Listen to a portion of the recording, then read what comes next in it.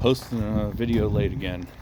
I guess I don't really have a schedule. I do try to do it on Fridays, but things have been a little hectic going back to work. Been doing a lot of extra things at work and did a late night trip the other night. But, just been busy working on getting stuff ready for the move. I don't have a date quite yet, but it's going to be happening soon. So I've been scrambling, working on the tow truck and trying to get the box van, trying to get stuff done at the shop so I can take that over and refresh the transmission, because that'll be super helpful for the move. But anyways, we're going to talk about one of my favorite trucks that I don't think I'll ever get rid of. Maybe someday when I get older, or if somebody just happens to make me some crazy offer. The truck of choice this week is the 77 Macho Power Wagon that I've had. Let's see, I think I got this 12 and a half, 13 years ago. It was on stock height springs still when I got it, but it was missing the original wheels as well. I actually found those on Marketplace one night, original paint Macho wheels. So those are pretty cool because the paint's patinaed. The truck is original paint. The black has been redone at one point, and I think I'm going to redo it again because it's easy to refresh it. But we've got original decals. As you can see, the cracks and the fading. The hood, the one on the hood's pretty much gone. You can see where the paint has peeled off from the refresh of the paint. I actually refreshed it when I got it because there was no paint left on the cab top or the hood. For the most part, the black was completely gone. So, but we got the patina thing going on with it there.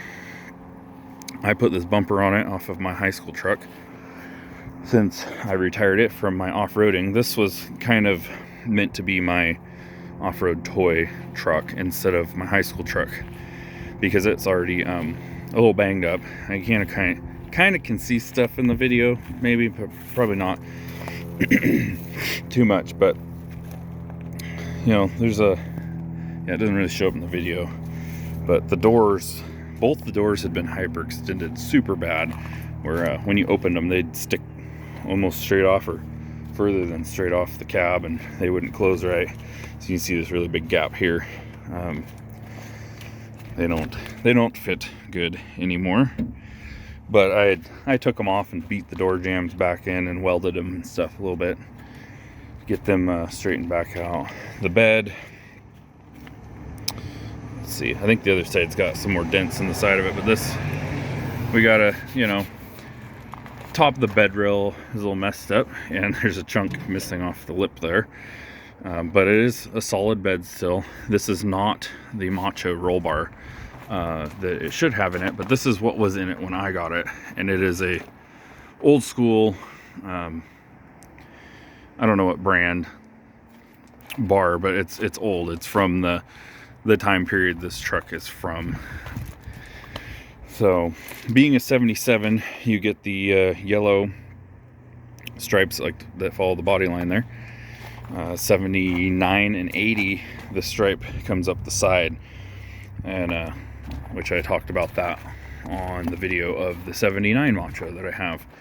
I did the Gambler 500 with it 1 year, and I've been wanting to get out and do it again just for fun. It's just fun, but I've been fighting carburetor problems on this because it's got a really hot 318 in it, and it wants like a street performance carburetor, and those don't necessarily run the best off-road. I mean, they work, it does what it needs to do, but you start hitting bumps and stuff and they spill over and do all that fun stuff. And I was trying to get a four-wheel drive carburetor to work, and it's fought, and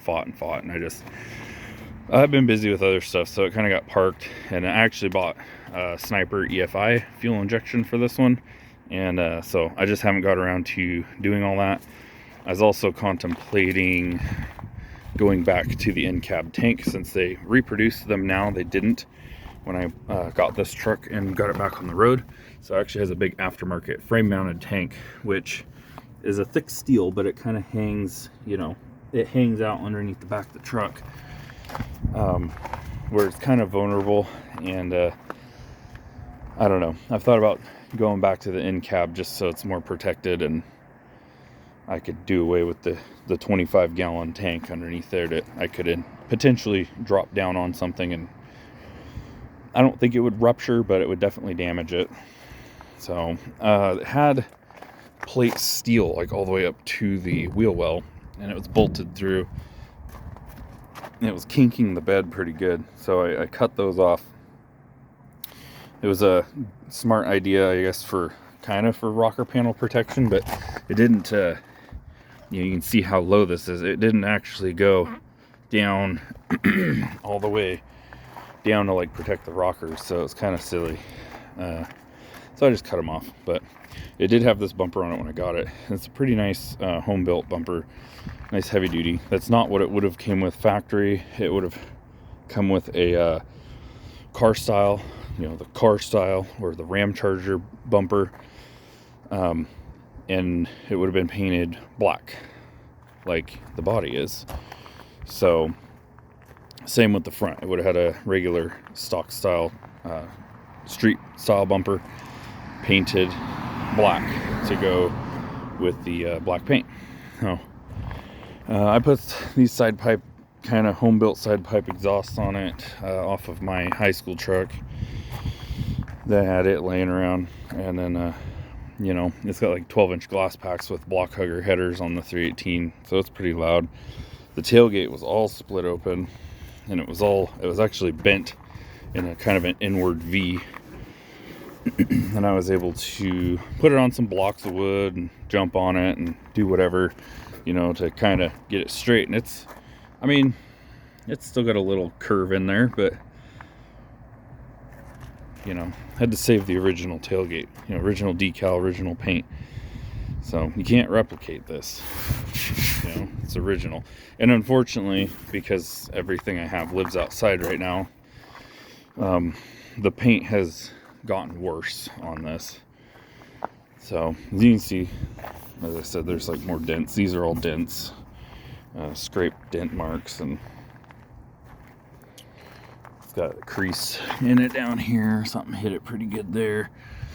Again, door fitment is really bad because these doors, this one you can see it actually hit the fender there when it was hyperextended, and you can see that it got into the door hinge there pretty good. So, but I thought about restoring this truck when I got it, but I decided it was kind of cooler that it was original paint.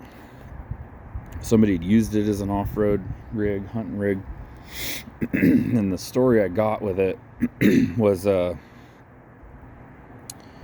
the lady I ended up getting it off of, she had gotten it as like an anniversary gift or something, or from her husband. I don't remember exactly that detail on that, but it was like the neighbor owned it when it was new, and he was like a lineman, I guess, doing the power line work. And I guess one day he had a bad day at work and got a little electrocuted or fell off a power pole or something, and unfortunately he didn't make it, and the truck, I guess, disappeared from his house, and she'd always really wanted it, and the husband went through all the effort to track it down, supposedly. This is just the story I have. So it was her truck. They got divorced. It was over in like southern eastern Oregon. She loaded it with all her stuff and drove out to Roseburg area, like southwest Oregon, and she towed a U-Haul and had the bed down because she had all her stuff in the U-Haul in the back of this, and the trailer is what did all this. She didn't realize it until she got back quite a ways down the road. So that was the story of why the tailgate was destroyed, because it didn't have, I put this receiver hitch on it. It had balls, trailer balls on it when I got it. So real easy to get into your tailgate. And then it had the typical issue of 70s Chryslers where, the voltage regulator loses its marbles and it decides to try to burn the truck down by making the alternator put out 20 volts with a bunch of amperage and melt all the wiring. So that happened to it, and she was trying to get the truck back on the road, having trouble with mechanic shops. Nobody really wanted to work on it. She found, I guess, a backyard mechanic guy who was willing to do the work. She didn't have a lot of money, and supposedly traded him a decent riding lawnmower in exchange to get the truck running. And at that point, I think the truck had been through a couple other shops, and somebody had gone through and they did the whole wiring out of they made the whole wiring harness out of yellow wiring. And so you couldn't like follow the wiring anywhere because it was all yellow. But I have had parts trucks for years, so I changed the whole engine harness out with a known good one, and then did whatever repairs to that one that I needed to do to make it more reliable. But so yeah, it turned into, I guess, this mechanic guy, he had it and wasn't really working on it very quickly. And then the truck, somebody she knew found this truck. It was posted up for sale, and they were shocked that she was going to sell it. And they asked her why she was selling it, and she told them, well, I'm not selling it to a mechanic. And they sent her the ad, and so she found out the guy was trying to basically steal the truck or something, I guess. And so she paid a private repo company to go get it from the guy's property, and then she put it in secure storage. So the keys got lost during all of that, and so I got the truck without keys with a title. And the reason why she decided to sell it is because it left such a bad taste in her mouth with not being able to find anybody that would work on these and be honest and do good reputable work. And she didn't have a lot of money, and she was racking up the storage fees and the storage lots and secured storage. And so she just put it up for sale. And my dad was still alive at the time, and he had been fighting cancer and stuff. And I guess she had cancer as well. And that was the other part of it, is she just didn't have the money, and she was spending a lot of time doing doctor stuff with the cancer treatments. And so my dad, he talked to the lady for me, and because I had to go to work, and he decided to run down and grab the thing in Roseburg and bring it back up here to Albany. And it didn't look like this. It had like stock steel wheels for like a van on it, the kind that take the little dog dish hubcaps. Not that style, but kind of the same thing. Little tiny like pizza cutter looking tires, and lots of moss, and had giant softball sized wasp nests in the corners of everything with a lot of really unhappy wasps flying around. But I forgot to bring the keys out here, go figure. But this is the original interior. You can see the seat's starting to split on me.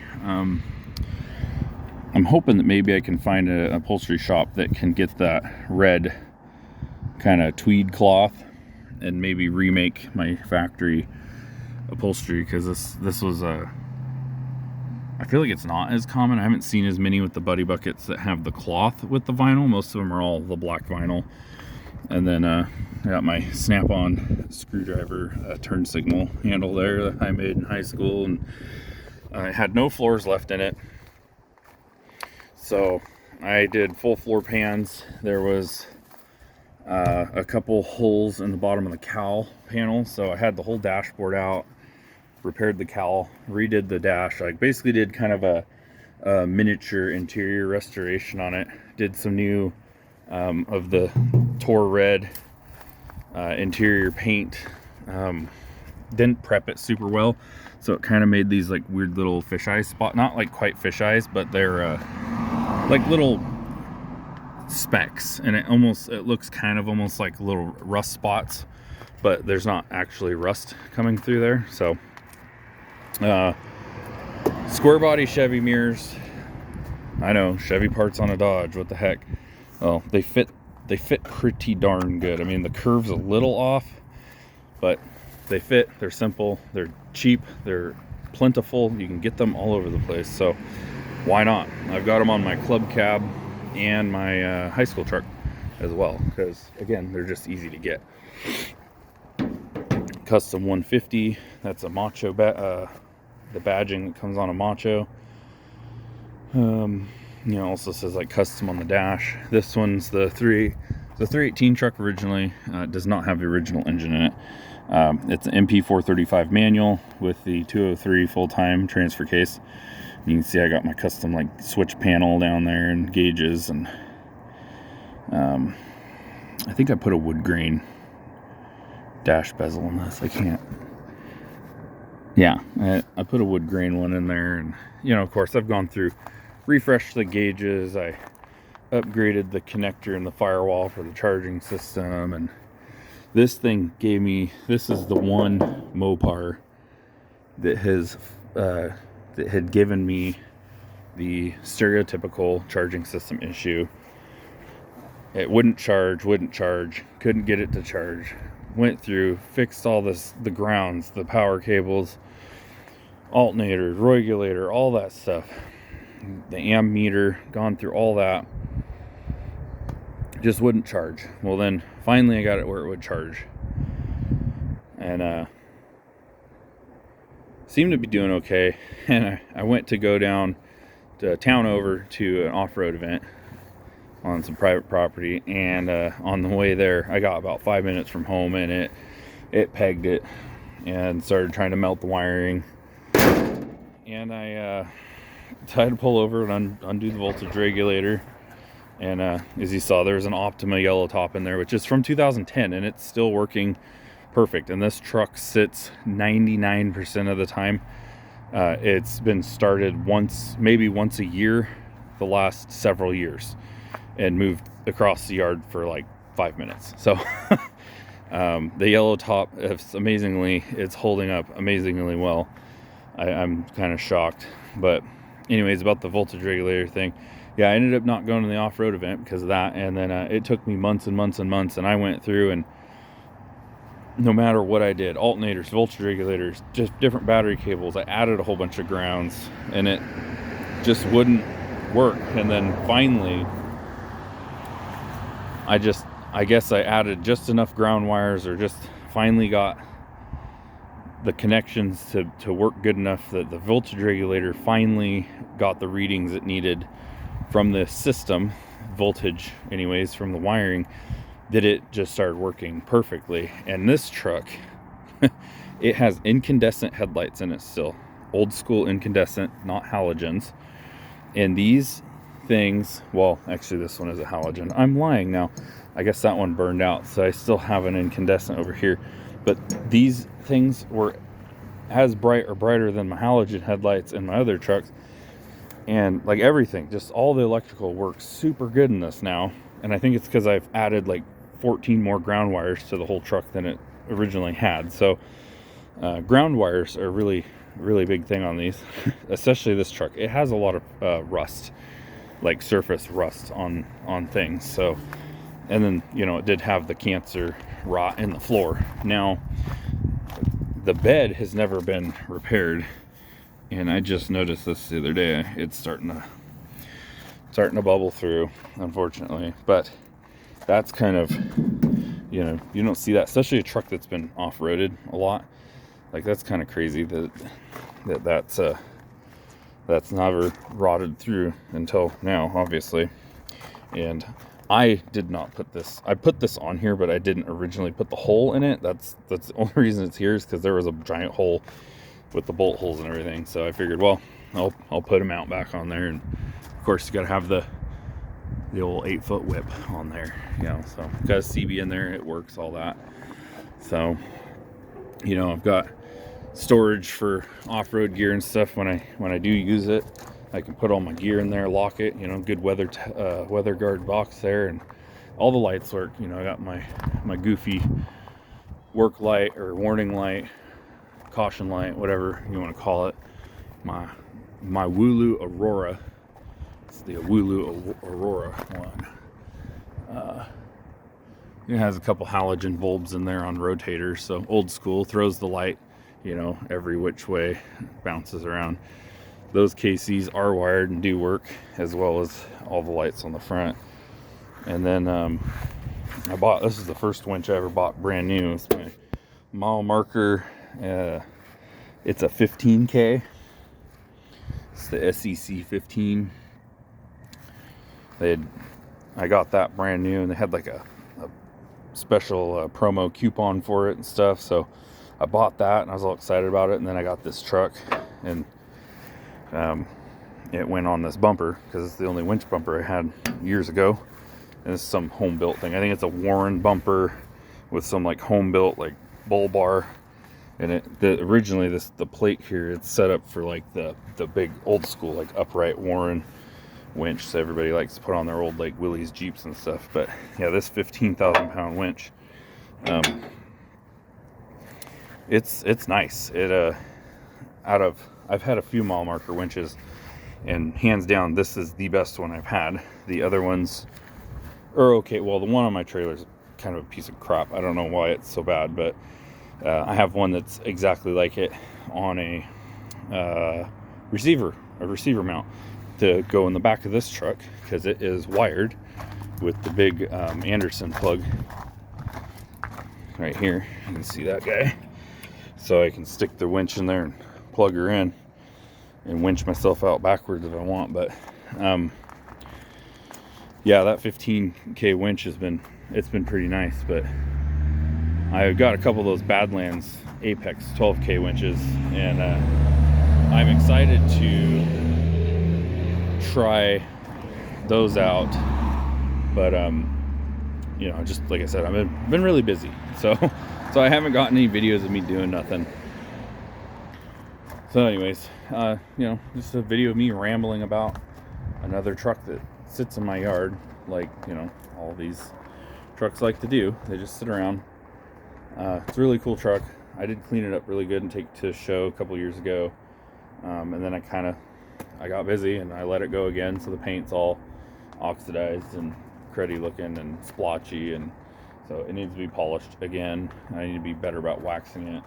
I'm hoping that maybe with the new property I will be able to get some sort of covered storage situation within the next couple years, hopefully sooner, and I can start putting trucks like this undercover where they belong, to preserve them.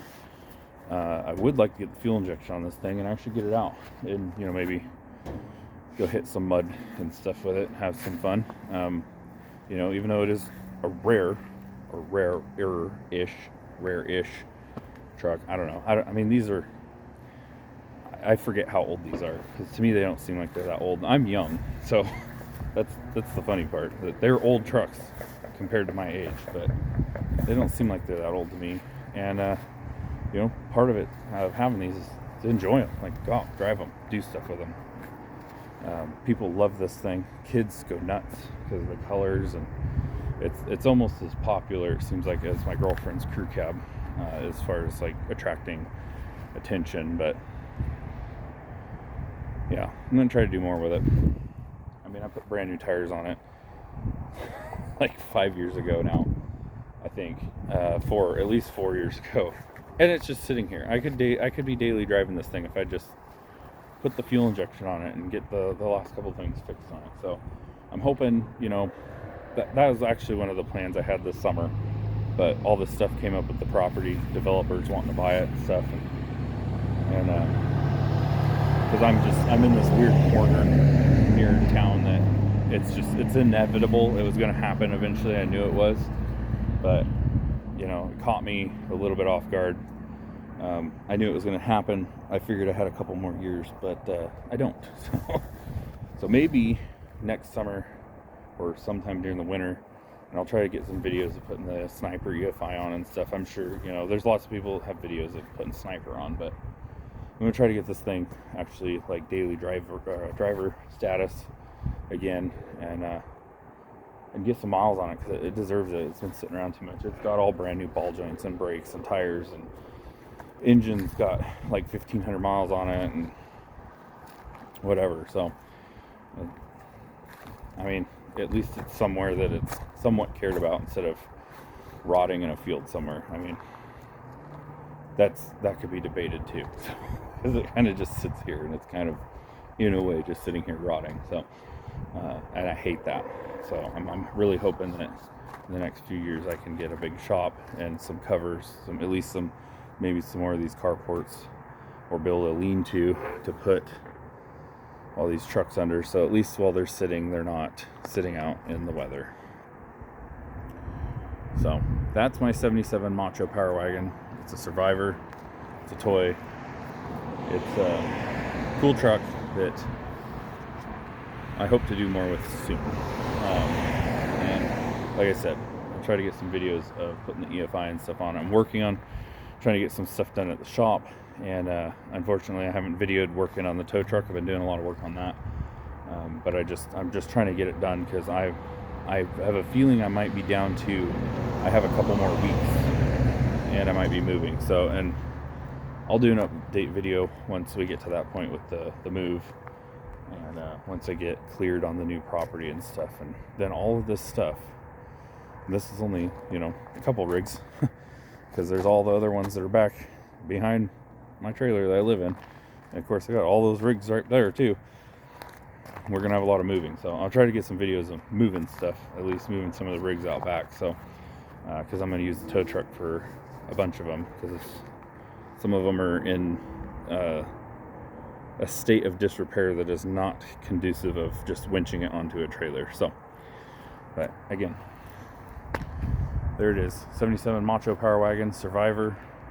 I think I'm like the third or fourth owner of it, maybe, and don't plan on getting rid of it. So it'll be around. There'll be more videos of it, and someday I'll have the other Macho that I did a video of, my 79. I'll have it all done up and can park it next to this, and then also the Warlock that I have, which I will do a video on someday soon as well. So thanks for watching. We'll talk to you guys later.